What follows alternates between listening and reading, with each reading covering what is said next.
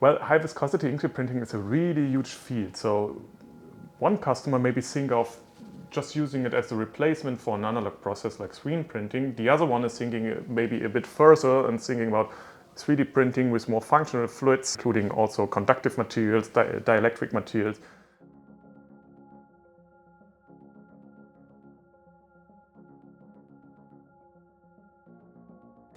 So my name is Janhsen. I'm a team manager at Fraunhofer IPA in Stuttgart. IPA stands for Production Engineering and Automation, and that's our broadly topics of our institute, bringing technology to an industrial use case. I'm a group manager in the department of Additive Manufacturing, and my group deals with functional inkjet printing.